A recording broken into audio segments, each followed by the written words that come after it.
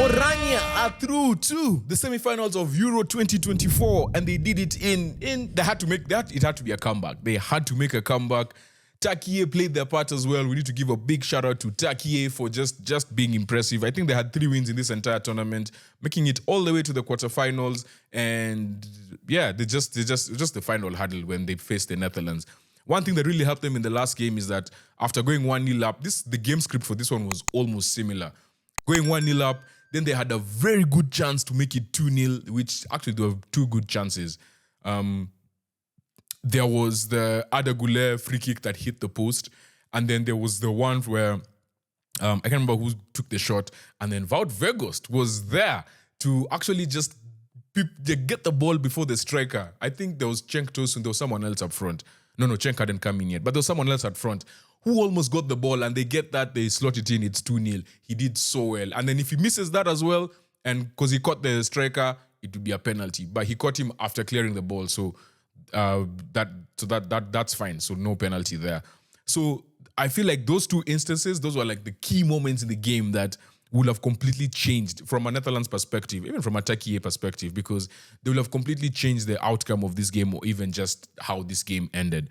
But we also just need to give a big shout out to Ronald Koeman, because Koeman noticed very early on that Memphis playing up front, they don't have a focal point. They don't have a place, someone who they can bounce off of.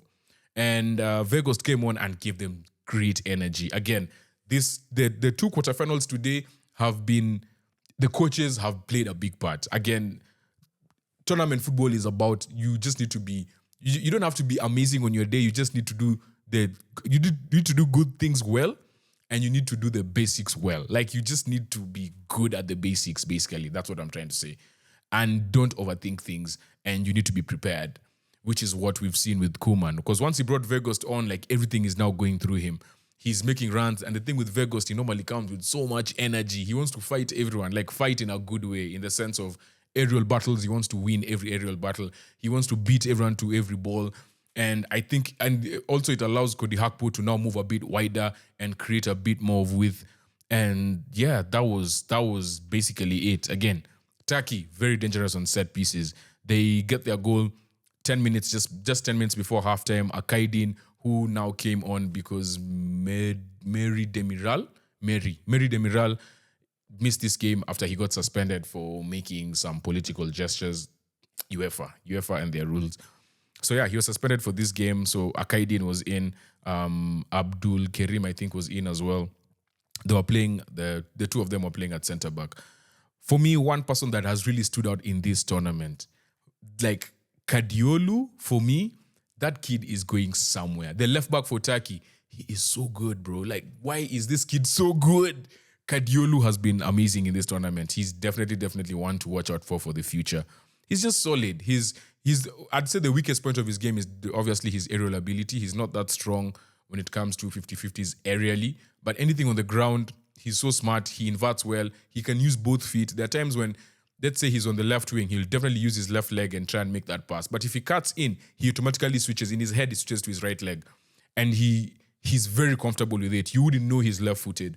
Very comfortable on either foot. Like, that's the type of left back and just defender in general that everyone is trying to look for right now, right? Someone who can play with both feet, can be played in multiple positions. I don't think he can play multiple in the sense of move inwards like centre back or midfield, because even he needs just to be a bit more stronger. I feel like that's another thing that really needs to work on. But playing as a winger, playing as an inverted fullback, he's so good at it. Like, I'm quite impressed.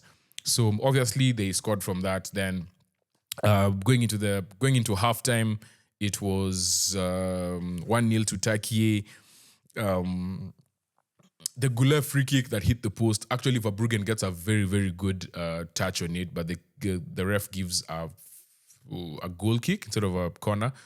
Then obviously there was the Weghorst clearance, and then the 76th minute we get the own goal after some good work on the wing. I think it was by Memphis. Was it Memphis?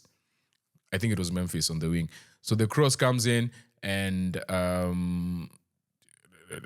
wait, was that? No. Yeah, that was the corner. Yeah, it was Memphis. So it was decided of a corner, then second phase the ball comes back to Memphis, puts in a good cross. De Vrij gets a free header in the box to make it 1-1. De Vrij was really good. He was actually quite good, to be honest. Like I feel like the Netherlands, their midfield is a very strong point in how they play, and dictates a lot of game, like how they play basically. And their defense is also really good. But Van Dijk was really getting turned around by Yildiz or Yilmaz. It was Yilmaz, not Yildiz. Yildiz was the left wing, and even got him booked. And at some point, I was like, if Van Dijk is not careful, he's not going to get a red card in this game. He gave him a torrid time. And they're now going to play England. So he's going to be facing probably Saka on that wing, Cole Palmer. But Yilmaz was, the thing with Saka is whenever he gets the ball, he's always facing you. Because by the time he gets the ball, the team is always normally set up, because they know how much of a threat he is on that wing. So the team is normally doubling up on that side and stuff like that. Knowing as well that England are not that amazing from the left, so they don't overload. Defensively, they don't send too many people to England's left. But with this new back three that England is playing, it's going to be very tricky. Anyway, we'll talk about that in a later video. But so there was that. Then after the goal, obviously, we had, what else did we have? 5 minutes later, we had the Muldu on goal where the ball comes to the wing. Dumfries now has been allowed to move a bit more forward. He's marauding on the right wing. Ball comes in, and I don't think Muldu can really do much, but just hit it into the back of his own net, because the pressure that's coming from Cody Gakpo was just too much. It was just too much. Like, he just that was the only place you could put it.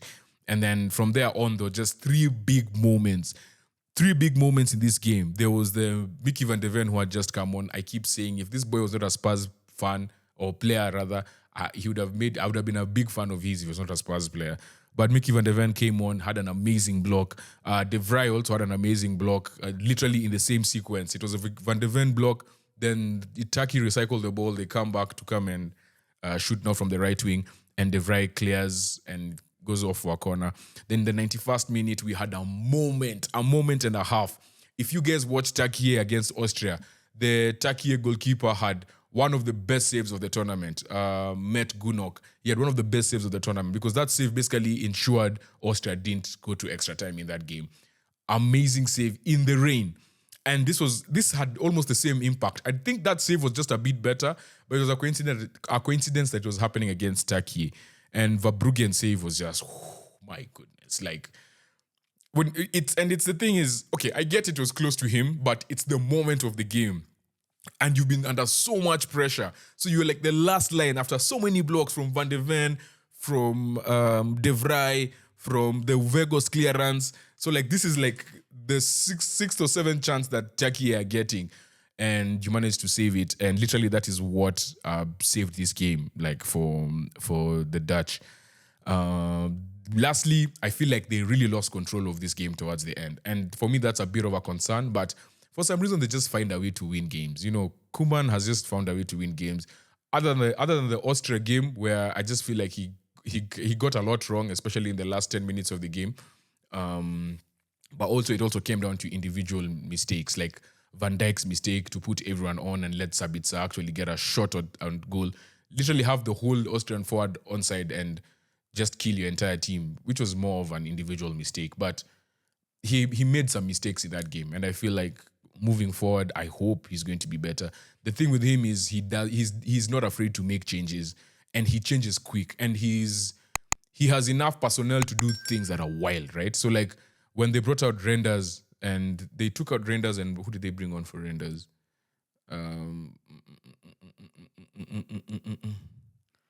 They brought Varma, which was fine, but they brought Van de Ven. But Van de Ven is a defender, but now they've switched to back three. Then Depay off for Frimpong, Zagzi coming on for Simons. He's not scared. He's not scared to change things, and he can make attacking subs. Like literally, Frimpong and Zagzi are attacking subs in its 87th minute in a 2-1 game of a quarterfinal of the Euros. So he can do mad things like those, which can work in his favor and against him. But all in all, this was a good win from them.